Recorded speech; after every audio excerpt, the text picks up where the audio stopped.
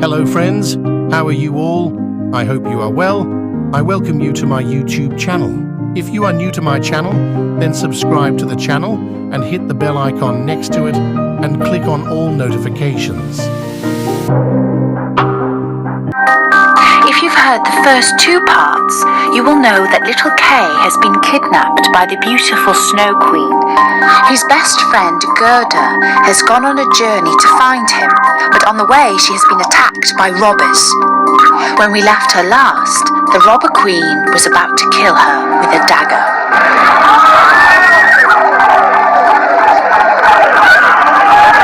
"You shall not kill her," cried her little daughter. "She shall play with me. She shall give me her muff and her beautiful dress, and she shall sleep in my bed." The little robber girl was as big as Gerda, but was stronger and broader, with dark hair and black eyes. She threw her arms round Gerda and said, "They shall not kill you, so long as you are not naughty. Aren't you a princess?" "No," said Gerda, and she told her all that had happened to her and how dearly she loved little Kay. The robber girl looked at her very seriously and nodded her head, saying, "They shall not kill you, even if you are naughty, for then I will kill you myself." And she dried Gerda's eyes and stuck both her hands in the beautiful warm muff. The little robber girl took Gerda to a corner of the robbers' camp where she slept. All round were more than 100 wood pigeons, which seemed to be asleep, but they moved a little when the two girls came up. There was also nearby a reindeer, which the robber girl teased by tickling it with her long, sharp knife. Gerda lay awake for some time. "Coo, coo," said the wood pigeons. "We have seen little Kay. A white bird carried his sledge. He was sitting in the Snow Queen's carriage which drove over the forest when our little ones were in the nest. She breathed on them, and all except we two died. Coo, coo." "What are you saying over there?" cried Gerda. "Where was the Snow Queen going to? Do you know at all?" "She was probably travelling to Lapland, where there is always ice and snow. Ask the reindeer." "There is capital ice and snow there," said the reindeer. "One can jump about there in the great sparkling valleys. There the Snow Queen has her summer palace, but her best palace is up the North Pole, on the island called Spitsbergen." "Oh, Kay, my little Kay," sobbed Gerda. "You must lie still," said the little robber girl, "or else I shall stick my knife into you." In the morning, Gerda told her all that the wood pigeons had said. She nodded. "Do you know where Lapland is?" she asked the reindeer. "Who should know better than I?" said the beast, and his eyes sparkled. "I was born and bred there on the snow fields." "Listen, you see that all the robbers are gone. Only my mother is left, and she will fall asleep in the afternoon. Then I will do something for you." When her mother had fallen asleep, the robber girl went up to the reindeer and said, "I am going to set you free, so that you can run to Lapland. But you must go quickly and carry this little girl to the Snow Queen's palace where her playfellow is. You must have heard all that she told about it, for she spoke loud enough." The reindeer sprang high for joy. The robber girl lifted Gerda up and had the foresight to tie her on firmly and gave her a little pillow for a saddle. "You must have your fur boots," she said, "for it will be cold, but I shall keep your muff, for it is so cozy. But so that you may not freeze, Here are my mother's great fur gloves. They will come up to your elbows. Creep into them. And Gerda cried for joy. Don't make such faces, said the little robber girl. You must look very happy. And here are 2 loaves and a sausage. Now you won't be hungry. They were tied to the reindeer. The little robber girl opened the door, made all the big dogs come away, cut through the halter with her sharp knife, and said to the reindeer, Run now, but take great care of the little girl. And Gerda stretched out her hands with the large fur gloves towards the little robber girl and said, Goodbye! Then the reindeer flew over the ground, through the great forest as fast as he could. The wolves howled, the ravens screamed, the sky seemed on fire. Those are my dear old northern lights, said the reindeer. See how they shine. And then he ran faster still, day and night. The loaves were eaten, and the sausage also, and then they came to Lapland. They stopped by a wretched little house. The roof almost touched the ground, and the door was so low that you had to creep in and out. There was no one inside the house, except an old Lapland woman who was cooking fish over an oil lamp. The reindeer told Gerda's whole history, but first he told his own, for that seemed to him so much more important, and Gerda was so cold that she could not speak. Ah, you poor creatures, said the Lapland woman. You still have farther to go. You must go over 100 miles into Finland, for there the Snow Queen lives, and every night she burns Bengal lights. I will write some words on a dried stockfish, for I have no paper, and you must give it to the Finland woman, for she can give you better advice than I can. And when Gerda was warmed and had had something to eat and drink, the Lapland woman wrote on a dried stockfish and begged Gerda to take care of it. She tied Gerda securely on the reindeer's back, and away they went again. The whole night was ablaze with northern lights.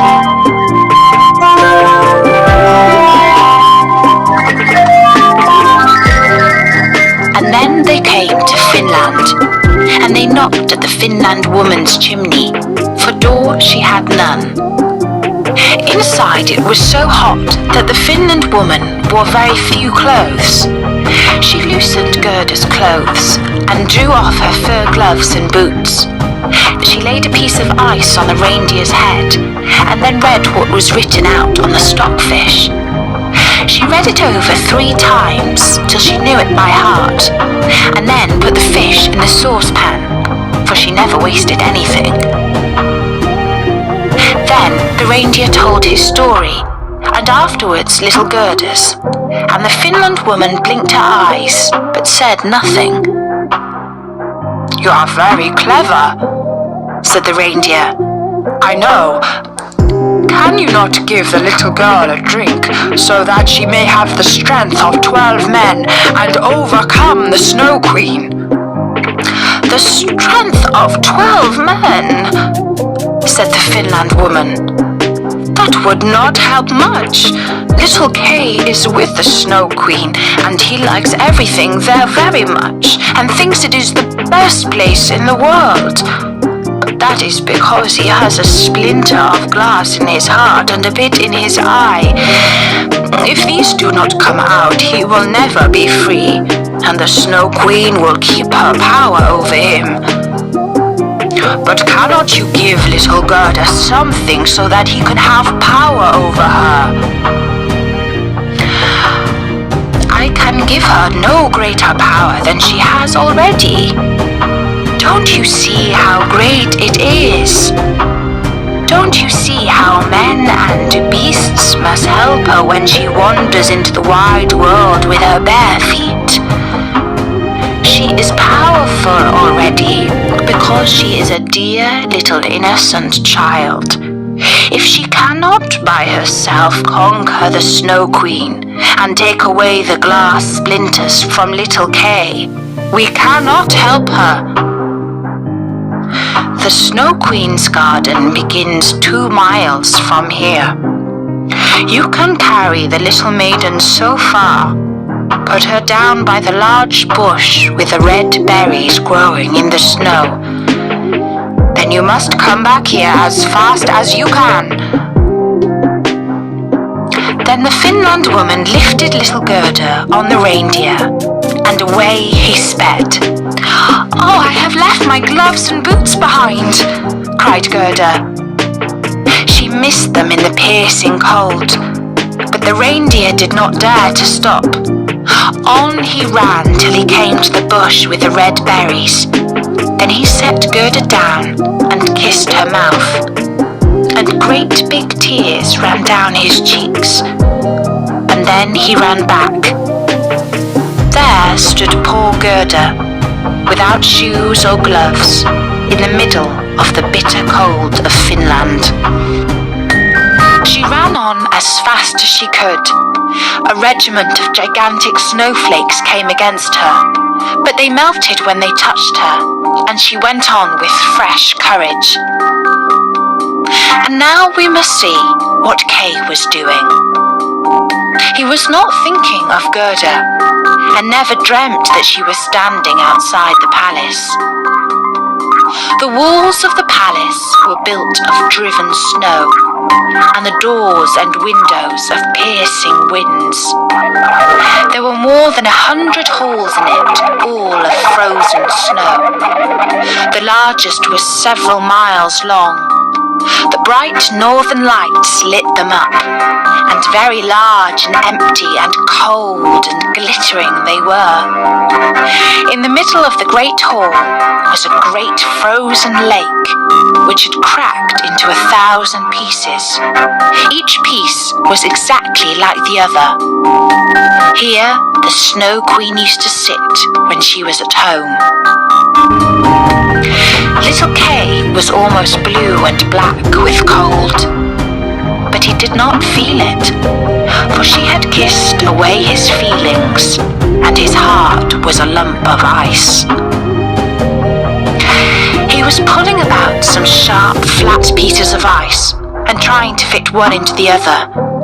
He thought each was most beautiful, but that was because of the splinter of glass in his eye. He fitted them into a great many shapes, but he wanted to make them spell the word love. The Snow Queen had said, "If you can spell out that word, you shalt be your own master. I will give you the whole world and a new pair of skates." But he could not do it. "Now I must fly to warmer countries," said the Snow Queen. "I must go and powder my black kettles." That was what she called Mount Etna and Mount Vesuvius. It does the lemons and grapes good. And off she flew, and Kay sat alone in the great hall, trying to do his puzzle. He sat so still that you would have thought he was frozen. Then it happened that little Gerda stepped into the hall. The biting cold winds became quiet, as if they had fallen asleep when she appeared in the great, empty, freezing hall. She caught sight of Kay. She recognized him and ran and put her arms around his neck, crying, "Kay! Dear little Kay, I have found you at last!" But he sat quite still and cold. Then Gerda wept hot tears, which fell on his neck and thawed his heart and swept away the bit of the looking glass. He looked at her, and then he burst into tears. He cried so much that the glass splinter swam out of his eye. Then he knew her, and he cried out, "Gerda, dear little Gerda, where have you been so long, and where have I been?" And he looked around him. How cold it is here, how wide and empty. And he threw himself on Gerda, and she laughed and wept for joy. It was such a happy time that the pieces of ice even danced round them for joy. And when they were tired and lay down again, they formed themselves into the letters that the Snow Queen had said he must spell in order to become his own master. And Gerda kissed his cheeks, and they grew rosy. She kissed his eyes, and they sparkled like hers. She kissed his hands and feet, and he became warm and glowing. The Snow Queen might come home now.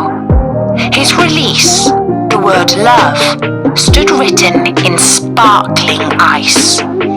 They took each other's hands and wandered out of the great palace.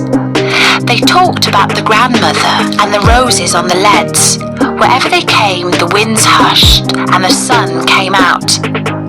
When they reached the bush with red berries, there stood the reindeer waiting for them. He carried Kay and Gerda first to the Finland woman, who warmed them in her hot room and gave them advice for their journey home. Then they went to the Lapland woman, who gave them new clothes and mended their sleigh. The reindeer ran with them until they came to the green fields fresh with the spring green. Here he said goodbye.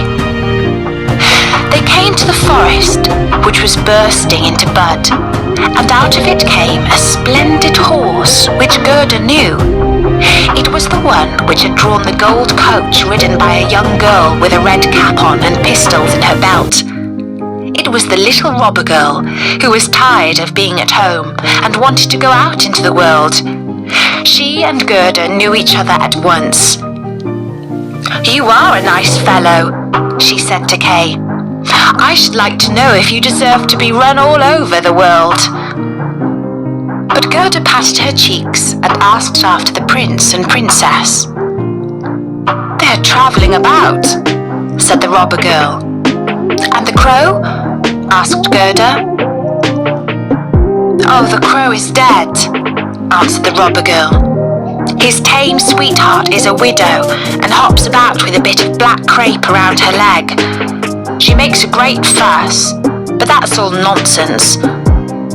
But tell me what happened to you and how you caught him." And Kay and Gerda told her all.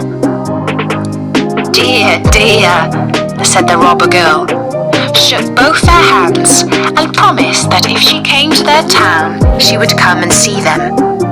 Then she rode on. But Gerda and Kay went home hand in hand. There they found their grandmother and everything just as it had been. But when they went through the doorway, they found they were grown up. There were the roses on the leads. It was summer. Warm, glorious summer. And that was the third and final part of the Snow Queen. To watch and listen new true stories and fictional stories, subscribe my channel and click on the bell icon for all notifications so that you can be the first whenever I upload a video